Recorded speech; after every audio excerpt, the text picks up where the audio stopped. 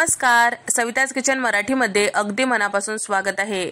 मराठवाड्याच्या बऱ्याच भागामध्ये लग्न पंक्तीत छोट्या मोठ्या कार्यक्रमासाठी हमखास केली जाणारी भाजी म्हणजे पालकची आंबट भाजी किंवा पातळ भाजी। करायला अगदी साधी सोपी आहे आणि चव मात्र अतिशय मस्त आहे। तर लग्न पंक्तीत आणि त्याचबरोबर छोट्या मोठ्या कार्यक्रमामध्ये आवर्जून केली जाणारी आणि आवडीने खाल्ली जाणारी ही भाजी आहे। चला तर मग मस्त अशी पालकची आंबट भाजी कशी करायची ते पाहूयात। तर या इथे मी घेतलेला आहे अर्धा कप चना डाळ आणि त्याचबरोबर पाव कप इतके शेंगदाणे। आपल्याला हे साधारण 1-2 तास तरी भिजत ठेवायचं आहे। छान भिजल्यानंतरच याची भाजी करता येतो। 2 ते 3 पाण्याने स्वच्छ धुवून घ्यायचं आहे, त्यानंतर पाणी टाकून झाकून ठेवायचं आहे। तर साधारण 2 तासानंतर इथे चना डाळ आणि शेंगदाणे दोन्ही छान भिजल्या गेलेले आहे, तुम्ही बघू शकता।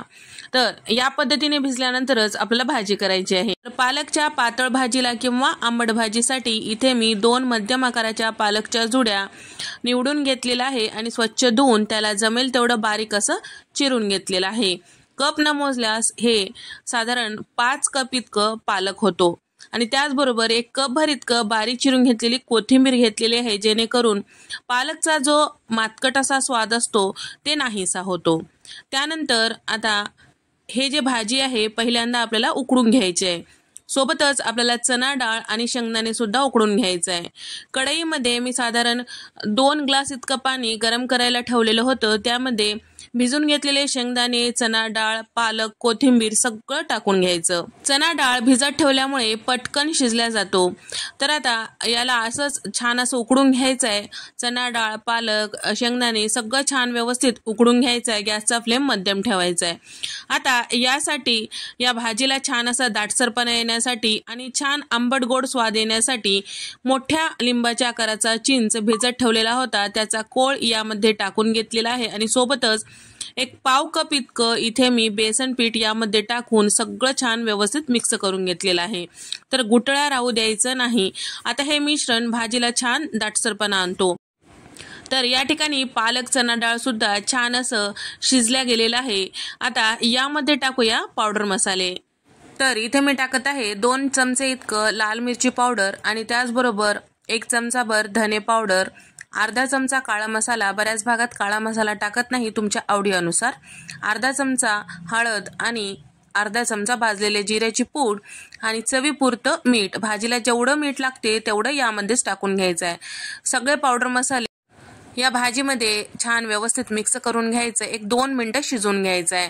त्यानंतर तयार करून घेतलेलं बेसन पिठाचं जे मिश्रण आहे यामध्ये टाकून छान व्यवस्थित मिक्स करून घ्यायचं आहे।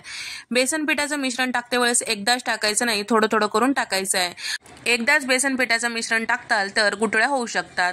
पावडर मसाले, बेसन पिठाचं मिश्रण सगळं छान व्यवस्थित मिक्स करून 2 मिनिटं छान असं हे भाजी आपल्याला शिजवून घ्यायचं आहे।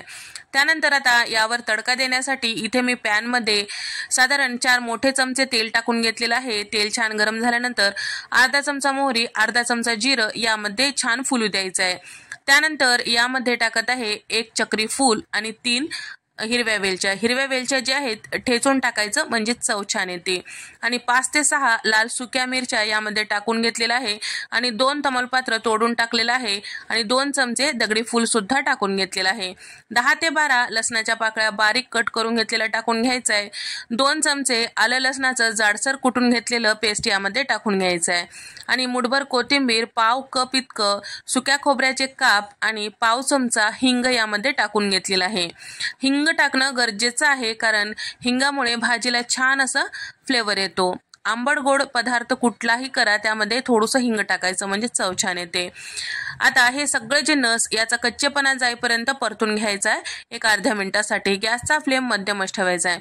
भाजीला छान रंग येण्यासाठी इथे मी चमचाभर बॅडगी मिरची पावडर या फोडणीमध्ये टाकून घेतलेला आहे।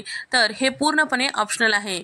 अगदी आचारी पद्धतीची किंवा लग्न पंक्तीतली भाजी दिसण्यासाठी इथे मी बॅडगी मिरची पावडर टाकून घेतलेला आहे। तयार करून घेतलेला तडका आता भाजीवर टाकून घेऊया आणि 2 चमचे साखर सुद्धा सोबतच टाकून घेतलेला आहे। झाकण लावूया, 1 अर्ध्या मिनिटासाठी वाफ काढून घ्यायचं आहे।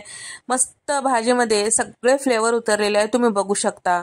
अगदी लग्नपंक्ती ज्या पद्धतीची भाजी असते त्याच पद्धतीची आपली भाजी सुद्धा तयार झालेली आहे, तुम्ही बघू शकता। भाजी जी आहे थोडीशी दाटसर अशी असते, अगदीच पातळ ठेवायची नाही, हे सुद्धा लक्षात ठेवा। तर मी घेतलेलं प्रमाण जे आहे साधारण 7 ते 8 माणसांना एक वेळेस पुरेल इतपत आहे। मला हा व्हिडिओ कसा वाटला नक्की कमेंट करून सांगा। व्हिडिओ आवडल्यास व्हिडिओला नक्की लाईक करा आणि त्यासोबत चॅनलला सबस्क्राईब करायला विसरू नका। अशाच मस्त नवनवीन रेसिपीज मध्ये आपण भेट देऊया। तोपर्यंत नमस्कार, बाय।